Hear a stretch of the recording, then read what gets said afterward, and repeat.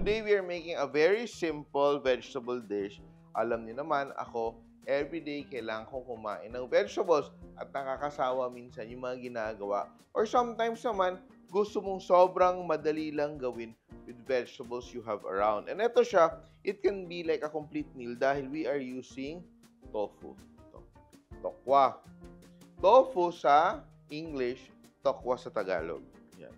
So what I will do, I will just dice up my tokwa. Di ko ubusin to lahat siguro ito. I will use the bigger one. At ang ganda, fresh to fresh. And we will dice this. This is my cornstarch. And I just added a bit of salt, black pepper. Yan. And we will dredge. And we are trying to make something that's healthy and delicious. Affordable pa ba yung gulay? Ang mahal-mahal na ng gulay ngayon. Pumunta kami sa market, isang paraso, 60 pesos.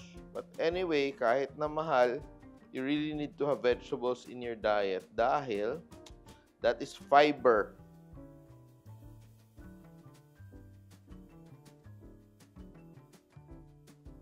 Parang kulang yata yan, no?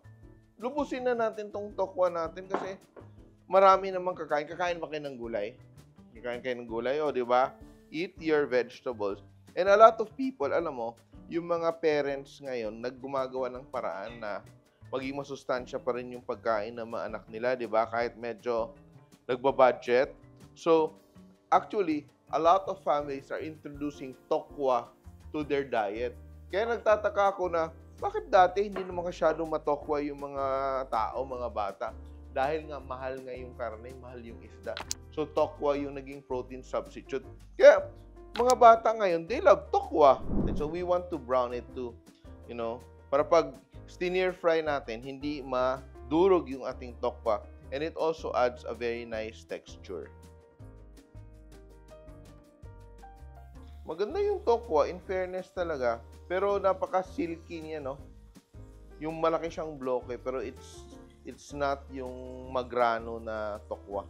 Well, that is fine. I'll prepare my vegetables. So, meron akong natirang carrots. So, I will just cut it into rounds.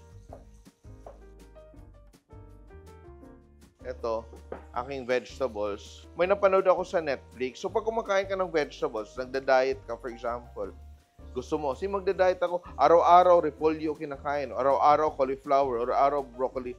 Hindi rin daw yan healthy because you need the different colors of fruits and vegetables in your diet because each fruit or vegetable has its own kind of bio something na makeup na will affect the gut health. So, pag kumakain ka ng vegetables, wag lang isang klase. Iba-iba din, di ba? You eat different foods para yung ecosystem sa loob ng katawan mo is also healthy and diverse. O, di ba? And onions, ang onions ko, malaki din yung pagkakat ko ng onions. So, para match siya lahat. Very important, pag nagbe-breading ka, di ba, nag-breading ka, dapat ang inyong oil is hot enough. Dahil kung hindi mainit masyado yung oil nyo, magpipeel off yung dredging mo. So, dapat, ganyan, no? Hot oil, it's crisp up. Hindi na mga mag-worry dahil yung tofu, di naman talaga kailangan lutuin. We are only frying it so that it firms up para pag stir fry natin with our vegetables, hindi ma-durug-durug yung ating tofu. Adds a bit of texture. So there's that meatiness. Yan. And for you, mga hindi pa nag-subscribe sa Simple.ph YouTube channel, do it now. Kailangan nyo mag-subscribe. Yan. And also check out our other social media accounts dahil marami tayong content doon. Very interesting, celebrating the Filipino spirit and making life simple and delicious for all of you. And in my other pan, pwede naman same pan, bawasan ng oil. Pero I have another pan with me here. Little bit, konti lang. And before it becomes hot, lalagay ko na yung aking garlic. More garlic. Very garlicky. Yes. And I have my bowl here. I will add a little bit of oyster sauce. 1 tablespoon of oyster sauce. Then, pitakan natin ng konting sugar.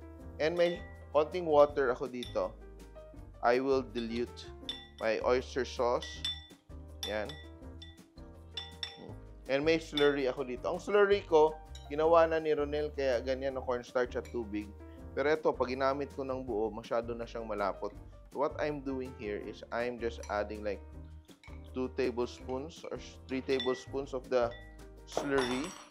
Then may garlic. Look at that garlic, oh. So we will manage the heat. Ayaw natin nung masyadong mainit yung ating pan. We want our garlic to be lightly toasted. Not dark brown, not burnt, lightly toasted. Yan. Because it is garlic butter vegetables, we will use our Arla butter. I am using unsalted butter because ang aking oyster sauce, malasa na siya. And now I will add my butter. And now I will add my hard vegetables. Takasan na natin yung ating apoy. No? Very nice, very garlicky. Yan, no? So we're sauteing our vegetables in our butter. And now, ang aking repolyo. We will use half the repolyo or whole repolyo. Kakain naman kayo ng vegetables, so damihan ko ha, kakain kayo ha.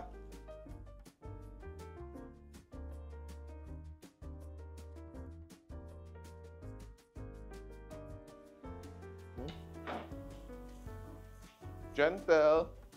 Ayan, just to warm up our cabbage. Now, ang ating sauce, which we made earlier. Ayan, no? Now, I will add my sauce. Very simple. Add my sauce. Premix siya. Oyster sauce. Konting sugar.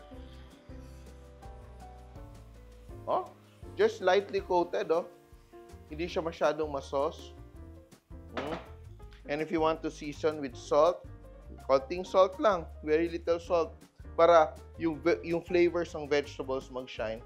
And cracked black pepper. And once your vegetables look ready, kailangan ko ng serving plate. Go! And now, I will toss my tofu. Or you can serve it on top. Magtira tayo ng konti pang garnish on top. We are done. Okay na yan. Beautiful.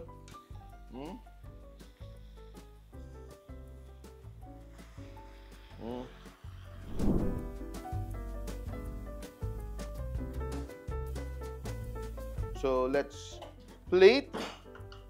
Simple lang. Beautiful, colorful. No? And wala naman tayong arte dito, di ba? But because it's just cooked right, and our vegetables are cut in a manner na medyo malaki, you know? Beautiful, no? Meron tayong konting fried on top. Pwede ko nang hinalo lahat. Wala namang impact, no? Pero, it's beautiful. It's healthy. Ito na yung ating garlic butter vegetables.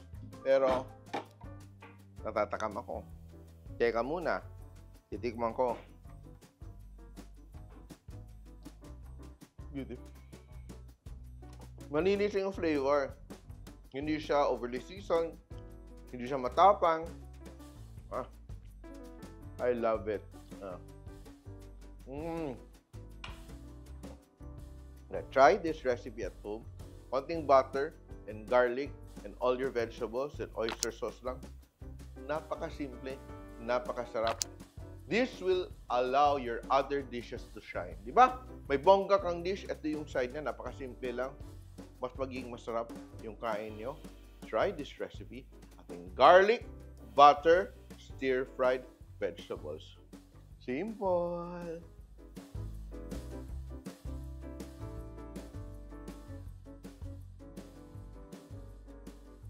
Simple.ph. Living made simple.